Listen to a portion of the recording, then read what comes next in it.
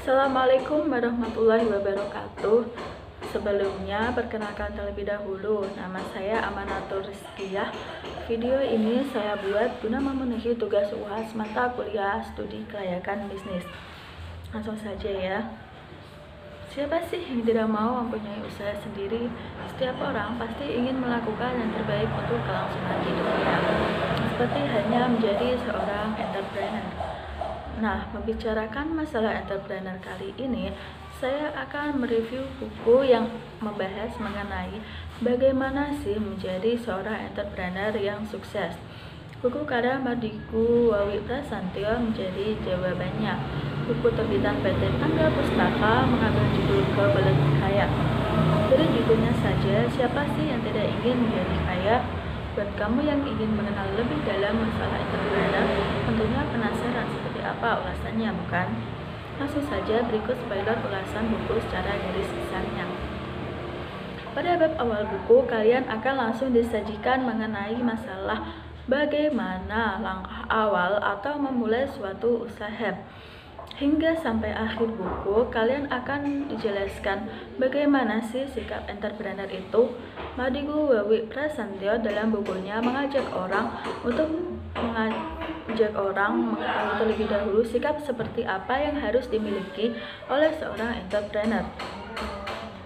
Selain itu, di dalam buku ini terdapat banyak kumpulan kisah inspiratif dari pengusaha kelas kecil hingga kelas dunia, sehingga para pembaca tidak hanya dijabarkan mengenai teori saja, tapi praktek di lapangan yang dipaparkan oleh kisah-kisah inspiratif dalam buku akan lebih mudah untuk dipahami.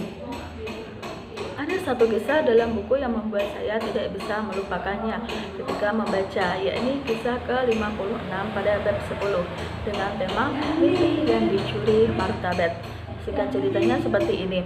Ada anak muda di bangku SMA, kira-kira berumur 17 tahun, sedang memberitahu keinginannya untuk menjadi tukang sate kepada sahabat dari orang tuanya. Hal itu membuat laki-laki dari sahabat orang tuanya merasa heran, karena si anak muda tersebut berasal dari ekonomi yang tidak kekurangan. Seminggu kemudian mereka bertemu lagi dan membicarakan idenya kemarin. Laki-laki menyarankan untuk langsung menjalankan ide tersebut.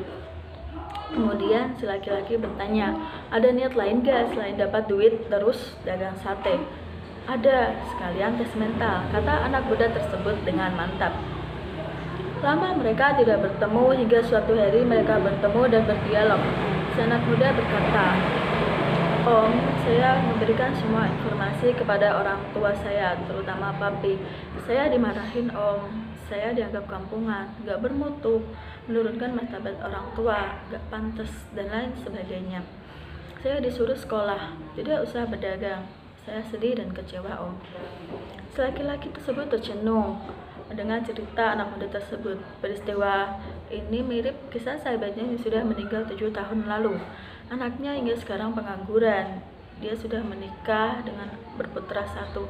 Pernah dirawat karena narkoba, jadi apatis pada apapun. Mimpinya hilang, diambil sebuah martabat. Seperti yang dikatakan oleh Madigu Wawi Prasantyo pada bab 2, bahwa menjadi seorang entrepreneur meleleh terlebih dahulu dari sebuah impian. Impian tersebut tidak bisa tercapai jika hanya berdiam diri saja. Seorang entrepreneur sejati tidak akan ragu dalam mengambil keputusan. Mereka berani menghadapi resiko dan tantangan yang akan dihadapi. Nah, di dalam buku Madigu Wawi Prasantyo ini banyak sekali kiat-kiat serta kisah yang dapat menjadi acuan untuk para entrepreneur, baik untuk para pemula maupun yang sedang menjalankan bisnisnya.